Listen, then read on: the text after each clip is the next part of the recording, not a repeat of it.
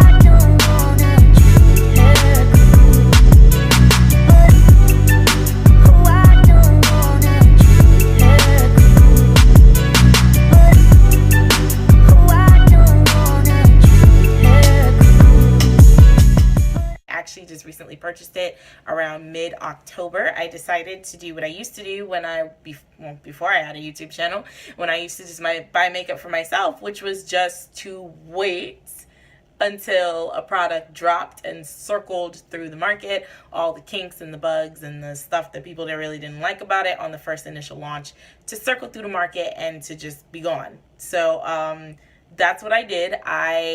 When the palette first launched back in July, I was like, whoa. So I saw all the reviews, the good, the bad, the ugly, and the in-between. And I was like, well, I'm not wasting my money on something that's gonna, not work out for me. So yeah, and then I was also a little skeptical because I did hear Anastasia Beverly Hills, like Norvina, coming out and saying that this is a palette maybe for people who are a little more, not professional, but a little more expert level at their makeup versus someone who would be intermediate, which would be me. Yeah, so I was actually pretty curious to see that. And then I was kind of like, why did you release a palette to everyone? It's not a pro palette, it's for everyone. And then say that it's not necessarily for intermediate makeup users. Like, I was kind of like, sis, just say that you guys were having some issues with, wanting the shadows to be pressed softly and very pigmented versus, having a lot of fallout and not having fallout. Like, just go out and say that. Just say that and say you fix it. It's fine. Everybody would have been so cool with that. But when you start making roundabout excuses about things, people tend to look at you with like the side eye. Like, that's what tends to happen. So me, I just was like, I'm just gonna wait and see what happens. I'm gonna wait and see if maybe they fix it. So I've used the palette about 3 times. It's a very beautiful palette. I actually really like it a lot. I used the shades New Wave and Edge. I mixed the two to do my transition shade. I used Access in my crease as well as all over the lid, and I also mixed Access and Untamed on the lid as well. I have Electric and Adorn mixed together on my inner corners, and I have a combination of Access, Fudge, and Edge on my lower lash line. So I really do like the palette a lot. Upon playing around with this, I realized that the shade Rowdy, I don't think I'll be using the shade again. I think it was the second time I went to do a look with this, I wanted to use this to deepen up my crease, and it just disappeared. Like, I just used a small detail brush because I think I want to do kind of like a cut crease, and it just disappeared. Like, it literally was like pigment, and then this gap in between. Like, it was the weirdest thing. So from now on, I think I'll stay away from Rowdy. I tried to put it on my lower lash line that night too, and it just wasn't happening. Like, it just wasn't going anywhere. In terms of fallout, I did get quite a lot of fallout from the palette. Not on my face though, just in the palette. Like, I got a lot of kickback in the palette, which is no big deal. I mean, yeah. Like, this shade has like a dent in it. Like, I'm sitting here like, I didn't even swirl my brush around in this, like, really heavy, but there's a straight dent in New Wave. So I'm like, holy crap. Adorn, Electric, and Cube are the shimmer shades. Cube it looks white in the pan, even, with the light and whatever. But when you kind of turn it like at an angle and you look at it, you can see the pink. When you swatch this and when you put this on the lid, it's pink. It has like this purplish pink iridescent like tone, which isn't bad. It's cool. When I first saw it from far away in like Ulta, I thought it was a white, but getting up close and swatching it, I was like, oh, that's actually pretty cool. I like that. Adorn and Electric are some interesting shimmer shades. Like, they're not your typical shimmer shades in which they're kind of dry or a little powdery. They're more so on the wet side. Adorn tends to get really chunky. So be careful when you're putting that on the lid, especially when you're putting it on wet. When I attempted to put it on wet on the lid the other night, it got really chunky. And I was like, next time, I think I'll add less liquid, less like spray, because I think I used my facial spray. I used my organic botanic coconut water spray, and I had sprayed that on my brush after putting down a layer of this without any anything to help it, any like water or anything like that. So yeah, I think next time I'll use less spray and just, more going in dry. Electric was just kind of hard to get out of the pan the second time around. I don't know what was up with that, but yeah, once that initial layer kind of gets patted down, it just kind of was a little hard to get out of the pan. But other than that, I was able to, like, you know, I was able to build it up and put it on my inner corners without a problem. But other than, I haven't tried the shades Mercury All Star, Destiny Dawn, or Roxy. I'm a little afraid to try Roxy. I just kind of dipped my brush in there a couple times just to see, you know, if it was doing that extra fallout stuff that it was doing before, and it was. My suspicions were confirmed. So there are still some bugs with this palette, but other than that, overall, it is a good palette. In terms of someone, you know, recommending for someone to go out and buy it, if this is what you really want, if you really like this, if you like this color scheme, if you don't mind the issues that the palette has, by all means go out and buy it. But if I were to say to someone who's in the same makeup boat as me, like intermediate wise, I would say go out and get something a little, you know, go get something else. You know, go get the Modern Renaissance palette. I hear the Prism palette is very beautiful. I would say try some Anastasia single shadows. You know, like I would, like, especially if you wanted to keep it in the Anastasia family, I would say go do those before doing Subculture. I would say that.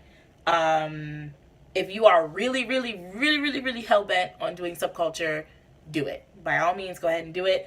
You can create some very pretty looks. I was so surprised at what I could do. Like, I have not done anything like this on my channel. I have not done any, like, at least nothing that looked this good on my channel. So I'm glad that I did get it. I'm glad I picked it up, and I will not be returning it, because I told my boyfriend straight up, if this does not work, it's going right back to Ulta without any questions asked. So I'm just going to show you guys dipping into Roxy. This was a shade that a lot of people had a lot of problems with, and with the first initial launch. So let me, I don't know if you guys can see that. And I'm just lightly tapping. And yeah, so this shade is still and boy, when I tell you, these shadows are pigmented. They are very pigmented, super soft, very pigmented. This palette will get dirty very easily. So if you're somebody who's like a neat freak when it comes to your palettes and them looking clean, you will be cleaning this palette a lot, or it will just remain dirty, I guess. Yeah, Roxy's still doing it. Mine didn't sit there and basically hit pan like on the first go, which I did see. I did see someone's video where that happened, and I was like, whoa, this is maybe the shadow is just a little too soft. So they might have fixed some of the problems. They might have just kind of corrected some of the errors, and, you know, decided to send out some better batches, because I went to Ulta and picked this up when Ulta had restocked it in October after it was sold out. So yeah, that is my little thoughts on the palette. I'm going to continue to use it. I'm going to continue to see if I can do some more fall looks, but I was very happy with the way this came out. My lipstick is by ColourPop. It is in the shade Limbo, and I just wanted a nice brown. I've been doing a lot of like glossy lips, like brown lip liner and like a lip gloss or whatever for the past couple months, so I felt that it would just be very fall and very November appropriate to do a brown lip. But yeah, thanks so much for watching, guys. Don't forget to like, comment, and subscribe. Click the link, click the description box for everything that you need. There will be links to all the products that I've used today, as well as the names and links to all my social medias.